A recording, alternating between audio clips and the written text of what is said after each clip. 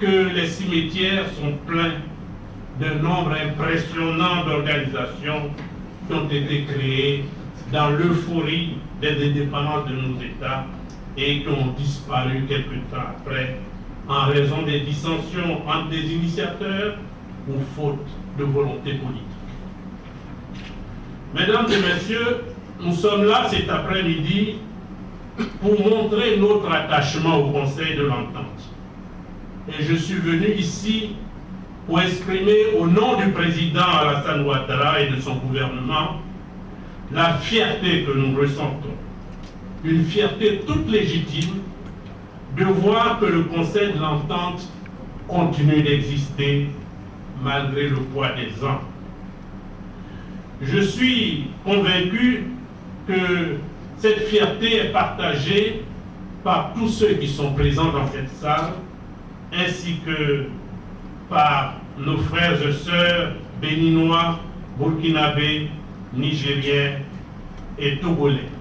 Car la création du Conseil de l'Entente, dont nous célébrons le 55e anniversaire à travers différentes manifestations qui ont jalonné la semaine, procède d'une vision et d'un idéal des chefs d'État, refusant d'être enfermés dans les frontières héritées de la colonisation.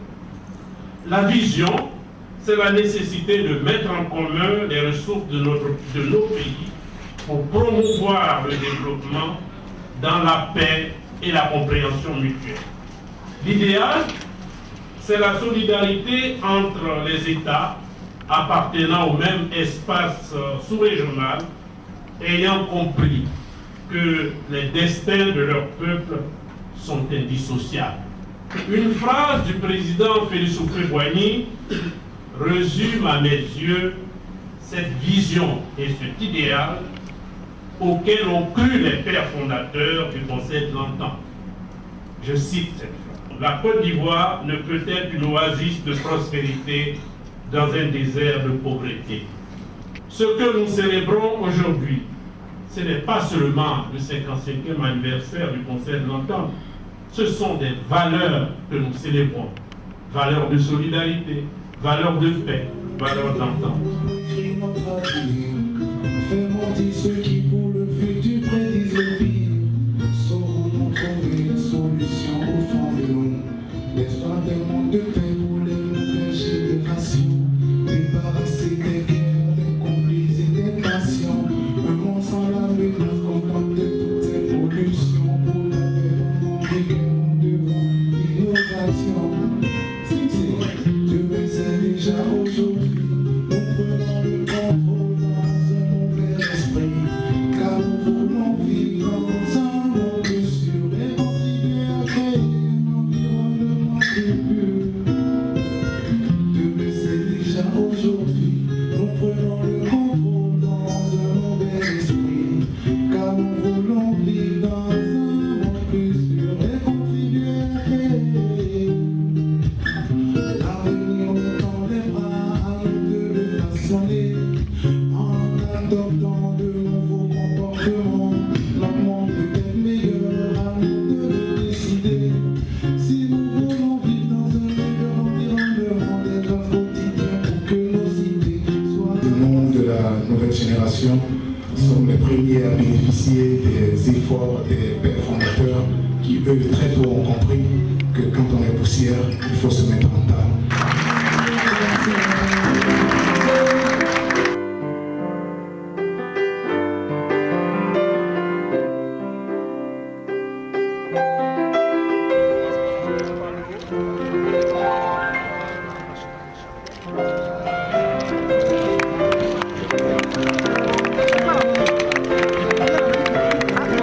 Hier, avec le président Félix Houphouët-Boigny, ce grand Africain qui a fait de la solidarité le ressort de sa vie.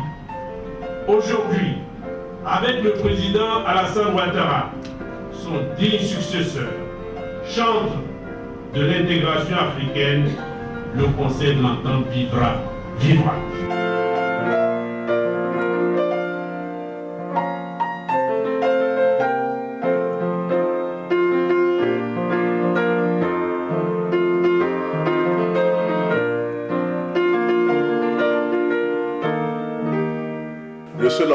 Conseil, c'est de rester fidèle à sa vocation, c'est-à-dire fidèle à la solidarité entre les pays pour au mieux les développer.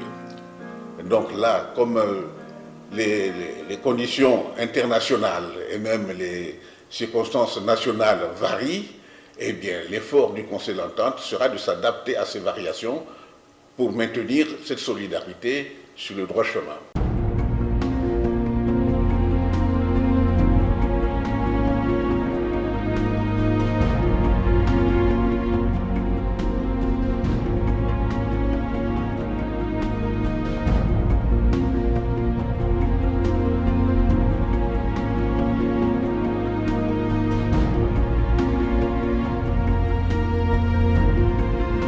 Il y a 2 ans, les chefs d'État des pays membres que sont Alassane Ouattara de la Côte d'Ivoire, Blaise Compaoré du Burkina Faso, Boni Yahi du Bénin, Faure Gnassingbé du Togo et Youssouf Mahamadou du Niger décidaient de réactiver l'organisation et de lui faire jouer à nouveau un rôle moteur dans l'intégration sous-régionale et dans la promotion du co-développement. Une initiative qui a été saluée par la plupart des États. D'ailleurs, une ouverture prochaine à d'autres pays ne semble pas exclue. Pour finir, on voudrait pouvoir faire remarquer que le Conseil de l'Entente est un instrument qui a permis à ces pays de se soutenir et à chaque différend d'avoir recours à un règlement à l'amiable. Par exemple, en 1960, le conflit territorial entre le Niger et le Dahomey autour de l'île de Lété, sur laquelle chaque pays revendiquait une souveraineté, a été réglé par le Conseil de l'Entente.